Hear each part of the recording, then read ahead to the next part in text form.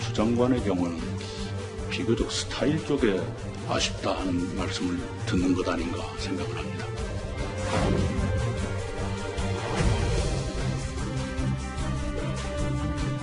대답해야 됩니까? 별로 하고 싶지 않습니다. 뭐라고 하겠습니까? 자, 알겠습니다. 의원님도 장난 한번 해보십시오.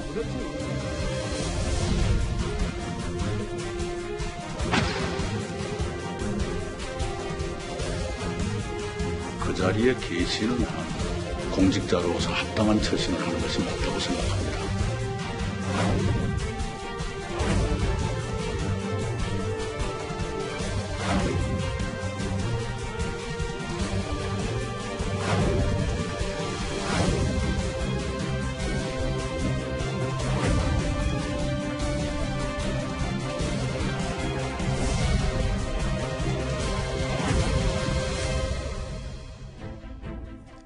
네, 추미애 법무부 장관과 윤석열 검찰총장의 갈등이 이제 장기화되면서요. 여러 가지 논란들이 계속 나오고 있습니다. 좀 그만할 것도 같은데 잘 안 되는 모양새인데요. 더불어민주당 이낙연 대표가 오늘 이런 발언을 했습니다. 들어보시겠습니다. 추 장관의 경우는 비교적 스타일 쪽에 아쉽다 하는 말씀을 듣는 것 아닌가 생각을 합니다. 그 자리에 계시는 한 공직자로서 합당한 처신을 하는 것이 맞다고 생각합니다. 만약에 그럴 마음이 없으시다면 그건 본인이 선택해야 될 문제이죠. 네, 이준석 의원. 스타일의 문제. 저는 어떻게 보시나요? 저는 우선 여당 대표로서 이낙연 대표께서 스타일의 문제인 것 같다는 분석을 하셨는데요. 한 2달 전인가요? 저희 김종인 비대위원장은 다른 분석을 내놓은 바가 있습니다. 그 윤석열 추미애 갈등을 보면서 그때 김종인 비대위원장은 이건 추미애 장관의 인성의 문제인 것 같다 이렇게 표현했거든요. 둘이 비슷한 내용일 수 있겠지만 약간 뉘앙스가 다릅니다. 예. 왜냐하면 스타일이라 함은 지금 이 내용적인 측면에서 문제가 없고 형식에 문제가 있다는 것이고, 저는 이제 김종인 비대위원장이 지적한 것은 그걸 추진하는 마음 자체에 문제가 있다고 지적한 것으로 보이거든요. 지금 시점에 보면은 많은 분들이 처음에 추미애 장관이 검찰개혁 그랬을 때는 개혁 아젠다를 강하게 밀어붙이자는 의지 때문에 저러는구나 이렇게 생각했겠지만은 최근에 한동훈 검사장이나 추미애 장관 개인을 지목해가지고 사실상 하는 발언들을 보면은 이거는 개인에 대한 증오의 기본을 하는 어떤 이런 갈등이 아닌가라는 생각이 들 정도로 공직자들이 다투고 있는 모습을 보기가 어렵습니다. 그렇기 때문에 저는 김종인 위원장이 지적했던 인성이란 말, 그것도 좀 과할 수 있겠지만은 이번에 그 이낙연 그 대표가 말했던 스타일 문제라는 말보다는 좀 더 적합한 표현이 아니었나라는 생각을 하게 됩니다. 네, 서 변호사. 제가 보기에 그 이낙연 대표 말에 저는 동의하기 어려운 게요. 제가 한번 여쭤보고 싶어요. 예를 들어 이제 이번에 휴대폰 비밀번호 해제 강제하는 거 있잖아요. 예. 이게 스타일의 문제입니까? 내용의 문제가 없습니까? 이걸 제가 물어보고 싶고요. 예. 그리고 이제 전 세계 일본하고 우리나라에 딱 한 번밖에 지휘권이 없었는데 7번 지휘권하고 4-5번의 감찰권을 행사한 거 있잖아요. 이게 과연 스타일의 문제입니까? 그리고 이제 마지막으로 윤석열 총장은 이제 처신을 했는데 그럼 총장만 정치적 중립이 중요하고 법무부 장관은 정치적 중립이 필요 없습니까? 그런데 예결위원장, 정성호 예결위원장한테 친애하는 동지에게 이게 법무부 장관이 정치적 중립입니까? 여당이 동지면 야당은 적입니까? 저는 이낙연 대표가 윤석열 총장만 처신, 중립을 어긴다 하지만 그럼 이게 법무부 장관, 추미애 장관은 정치적 중립을 지켰습니까?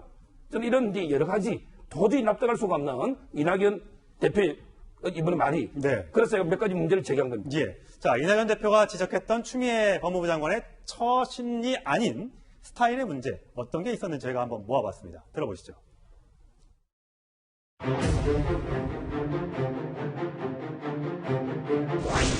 소설이 소설로 끝난 것이 아니고 정말 이건 장편 소설을 쓰려고 했구나. 뭐라고 하겠습니까? 의원님도 장난 한번 해보십시오. 대답해야 됩니까? 별로 하고 싶지 않습니다. 법무부 장관으로서는 법에 의한 수사에 대한 지휘권을 발동한 것이 적법한 것이고요. 또 필요했던 것이고 또 긴박했던 것이고요. 독직 폭행도 검사장 쪽에서 주장하는 바이고 그걸로 감찰 진정을 했기 때문에 감찰해봐야 아는 결과이죠. 과연 독직 폭행이 있었는지 아직 아니면 압수수색을 거부한 것인지는 알 수가 없는 것이죠. 네.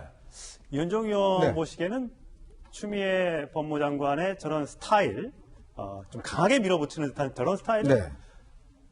여당에서도 지금 용인이 되고 있다고 보세요? 아니면 좀 바뀌고 있다고 보세요? 그러니까 이제 점점 굉장히 부담스럽죠. 여당도 같은 경우에. 왜냐하면 사실은 이제 추미애 장관이 이 법무부 장관을 하는 게 기본적인 임무가 검찰개혁이잖아요. 예. 이제 검찰개혁을 하기 위해서 갔는데 문제는 이제 검찰개혁이라는 본질은 희석이 되고 추미애 장관의 스타일만 남은 거예요. 예. 이제 그렇다 보니까 국민들 입장에서 보면 너무 피곤하다라는 것이고 사실 이제 어떤 면에서 뭐 그동안의 그 과정을 보면 추미애 장관의 뭐 스타일이나 말 문제 이런 걸로 이제 문제가 제기될 수 있습니다만은 최근에 추미애 장관이 도입하겠다고 이야기한 휴대전화 비밀 해제 있지 않습니까? 이 법 같은 경우는 이건 어떤 면에서 보면 이제 본질적인 문제에 반하는 겁니다. 왜냐하면 추미애 장관이 검찰개혁하는 이유가 뭐냐면 인권 수사를 하기 위해서 결국은 검찰개혁을 해야 되고 예. 검찰의 권한을 축소해야 된다고 이야기를 했거든요. 근데 문제는 이 법이 제정이 되면 검찰의 권한이 어마어마하게 세집니다. 예를 들어 생각해 보십시오. 검찰이 이제 앞으로 휴대전화 안 푸는 사람한테는 강제로 또 예를 들어서 추가적인 형을 부과를 할 수가 있어요. 그럼 검찰의 권한이 예전보다 더 세지겠죠. 또 하나는 인권수사 이야기를 하는데 그러면 이 인권수사 같은 이 반대로 이 피해자 인권의 어떤 자기 그 방어권 이거 자체가 완전히 형해화되어 버립니다. 자, 그런데 이제 문제는 추미애 장관이 그거를 추진하겠다 이야기를 한 거예요. 근데 이제 어제는 또 그 부분에 대해서는 논의해보겠다. 그렇죠. 예. 한발 이제 뒤선 이야기가 뭐냐면 예. 바로 그게 이제 검찰개혁이라는 본질에서 조금의 스타일의 문제였는데 이게 자칫 검찰개혁을 완전히 뒤집는 걸 추진하다 보니까 추미애 장관도 아뜨거라 해서 지금 후퇴를 한 것이고 예. 여당도 이 문제와 관련해서 굉장히 이제 부담스러운 그러니까 결국 뭐냐면 그럼 검찰개혁이 뭐지? 예. 라는 근본적인 검찰개혁에 대한 회의감이 드는 게 아닌가 생각이 듭니다. 법무부가 검찰개혁을 추진하는 과정에서 여러 가지 논란이 있을 수 있습니다. 국민들의 반발을 할 수도 있고요. 그런 부분은 수정해 나가면서 추진해 나가면 되는 부분입니다. 하지만 아까 드렸던 것처럼 너무 스타일이 부각돼서 국민들이 거기에 피로감을 느끼면 안 되니까 그런 부분도 한번 새겨봤으면 좋겠다는 생각이 듭니다. 반면에 이낙연 대표는 윤석열 검찰총장에 대해선 처신의 문제라고 했는데 이렇게 얘기했습니다. 추미애 윤석열 갈등 검찰 개혁 과정에서 빚어진 것이다. 마치 두 사람의 싸움인 것처럼 비춰지는 것은 몹시 아쉽다. 하지만 윤석열 총장이 정치적인 중립을 지킬 생각이 없다면 거취를 결정해야 할 것이다. 라고 얘기를 했습니다. 거취를 선택해야.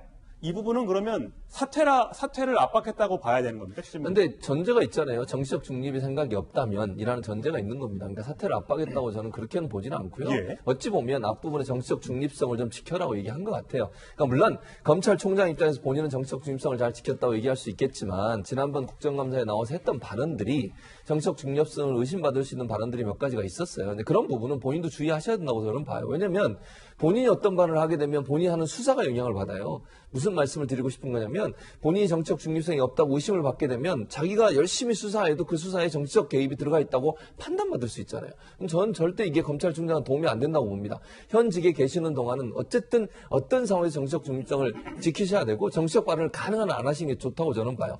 그 이후에 뭐 총장을 그만두시고 나서 본인이 정치인으로 만약 활동을 한다면 그때 가서 본인의 말씀을 하는 것은 저는 아무 문제가 없다고 봅니다. 그러나 검찰총장으로 있는 동안 어쨌든 오해를 살 만한 표현들이나 이런 부분들은 좀 가능한 좀 자제하면 좋겠다 이런 의도라고 저는 봅니다. 네, 일부에서 여당 내부에서조차 추미애 법무장관의 스타일에 대해서 또 검찰개혁을 진행하는 방향에 대해서 좀 부정적인 반응이 있긴 합니다만 지지자들, 강성 지지자들의 생각은 좀 다른 것 같습니다. 추미애 장관을 조금 못마땅하게 대하는 사람들에 대해서는 탈당시켜라라는 여기까지 나오고 있고요. 우리가 추미애다, 추미애 힘내세요라는 해시태그를 달고 추미애 장관을 응원하기도 했습니다. 사실 이준석 네, 오늘 이낙연 대표는 오늘 관훈 토론에 가서 이 친문 강성 지지자들에 대해서는 다 모두 우리 민주당원인데 너무 이렇게 심하게 몰아가는 거는 바람직하지 않다는 쪽의 뉘앙스의 발언을 했습니다. 자, 그렇게 따지면은요, 윤석열 총장도 그 문재인 정부의 공직자인데, 예. 한쪽에 대해 가지고 몰아붙이는 듯한 모양새를 보이는 것 자체가 그것도 편향된 자세가 아닐 수 없고요. 저는 지금 시점에서 추미애 장관이 올라탄 그 호랑이라는 것이 어느 방향으로 향하고 있는지에 대해서 여권 내에서도 이제 슬슬 불안한 기류가 감지되고 있는 것 같다. 그래서 잘 생각해 보시면은 이건 추미애 장관 아들 문제가 불거졌을 때부터 사실 약간 기미가 보였던 것이 그 당시에 당직 사병과 갈등이 있었던 황희 의원, 추미애 장관과 별개로 그냥 본인이 사과해버리지 않습니까? 그런 것처럼 추미애 장관과 길게 엮여가지고 이제 사실상 정치 행보를 계속하는 것이 본인들에게 도움이 되지 않는다는 판단을 하는 사람들이 늘어나는 걸로 보이고요. 그러다 보니까 정성호 의원도 그렇고요. 그리고 박용진 의원 같은 경우에도 이런 어떤 좀 제어를 하려는 시도를 하려고 했던 걸로 보입니다. 그런데 이들의 주장이 받아들여지지 않고 진짜 강성 당원들, 강성 지지자들의 뜻대로 이게 굴러가게 된다면요. 저는 모르겠습니다. 민주당이 당심이라는 것을 살피다가 민심을 잃어버릴 수 있다. 이런 생각을 해야 되는데 저는 이낙연 대표께서 사실 그 고민이 있으실 것으로 지금 여기는데 어찌 보면은 이낙연 대표마저도 지금 어쩌면 친문지지층의 그런 어떤 강성 발언들을 감내하기 어려운 상황에 놓인 것은 아닌가 이런 생각을 하게 만듭니다. 네. 추미애 장관 검찰개혁 의지 계속해서 강조하고 있습니다만 어쨌든 정치인 출신입니다. 정치적 야망이 없다고 할 수 없겠죠. 어제 이 발언도 화제가 되고 있습니다. 들어보시죠. 그 서울시장이나 대선 출마 의향은 없으세요? 장관님은? 지금 장관님 그 지지도가 굉장히 높거든요. 저는 네. 법무부 장관으로서 오로지 검찰 개혁의 사명을 가지고 이 자리에 왔기 때문에 그 일이 마쳐지기 전까지는 정치적 입장을 갖고 있지 않습니다. 그 장관직을 수행하는 동안에는 서울시장이나 대선 출마 그런 의지가 없습니다. 없어요? 표명하지 않는 게 아니고 예. 검찰 개혁하기 전까지는 그런 정치적 욕망, 야망 갖지 않기로 제가 맹세를 하고 이 자리에 앉아 있는 겁니다. 그러면 장관직을 그만둔 다음에는 그렇게 할 수도 있다는 말씀이세요? 그거야 알 수가 없고요. 일단 검찰 개혁이 완수될 때까지는 장관직을 내려놓지 않을 겁니다. 네, 검찰개혁이 완수되기 전까지는 법무부 장관에 계속 있겠다라고 얘기를 했습니다. 제가 보기에 저는 상당히 부적절한 발언인 게요. 네, 자기가 이제 장관이 직접 인사권자는 아니죠. 그렇죠. 내일이라도 이게 대통령이 그만두라면 그만두는데 본인이 이게 있고 싶으면 있고 그만두고 싶으면 그만둡니까? 저는 상당히 어떻게 보면 이게 부적절한 발언이고요. 그리고 이제 추미애 장관이 주장하는 검찰 개혁이 뭐냐? 그러면 윤석열 총장을 자르고 검찰을 이제 권력의 충전으로 만들면 그게 개혁입니까?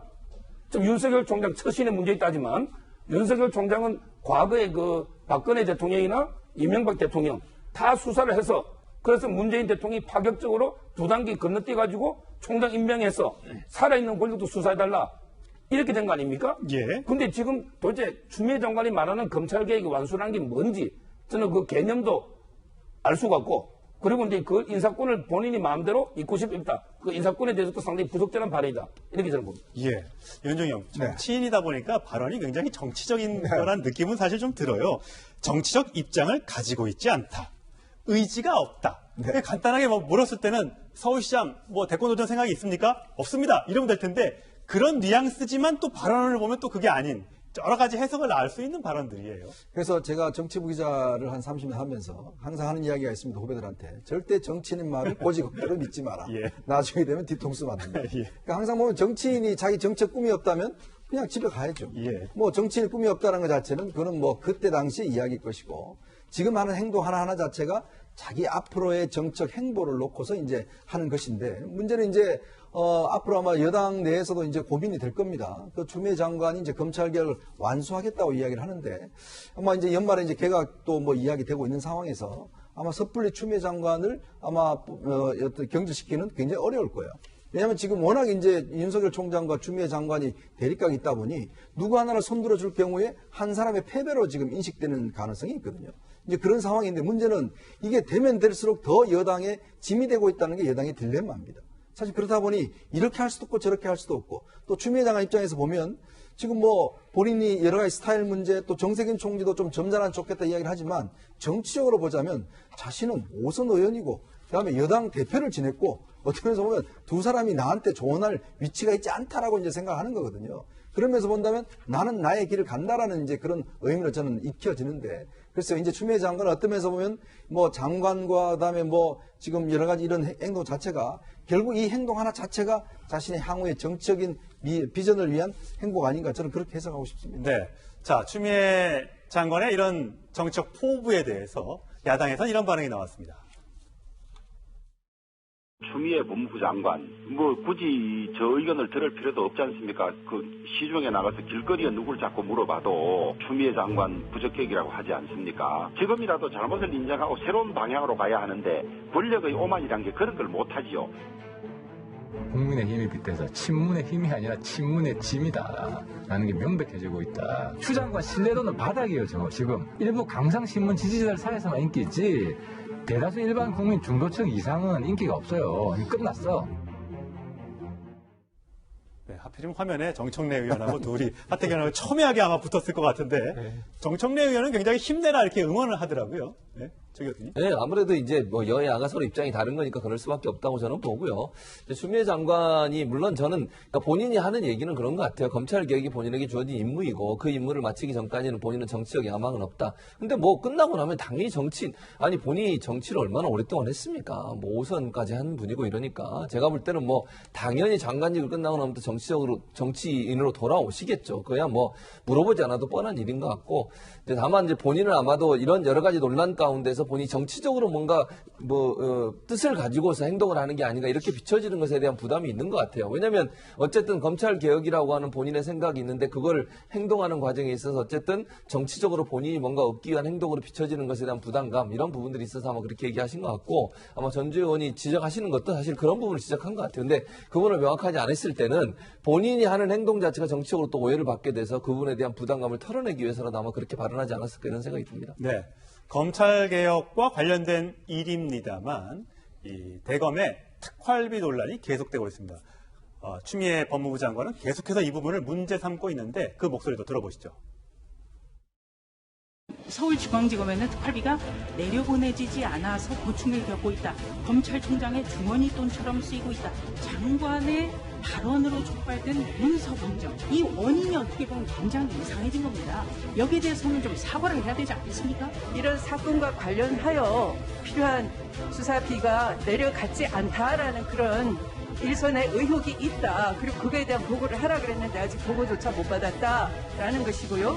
그것을 의원님들께서 가셨을 때 기왕에 점검을 좀 해주셨더라면 좀 더 문제를 쉽게 풀 수 있지 않나. 예, 서 변호사님. 예. 특활비 사과 요구를 했는데 이제 국회가 왜 그걸 검증하지 못하고 나한테 그러느냐 듯한 뉘앙스로 들리면서 논란이 일고 있습니다. 그 아주 무책임한 그 책임 전가다 이렇게 보고요. 지금 이제 추 장관은 계속 이제 그 대검은 문제가 많고 대들보처럼 법무부는 이게 뭐 가시처럼 아주 튀눈에 불과하다 이렇게 지금 글을 썼잖아요. 예.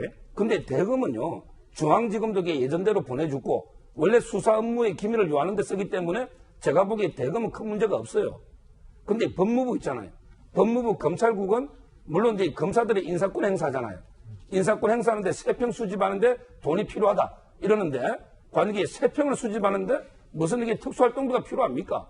얼마든지 검사들의 인사평정이라든지 이건 얼마든지 돈 없어도 충분히 할 수 있는 거고요. 또 필요하다면 이게 업무 추진비나 다른 걸로 하지 이게 특수활동비가 왜 필요합니까?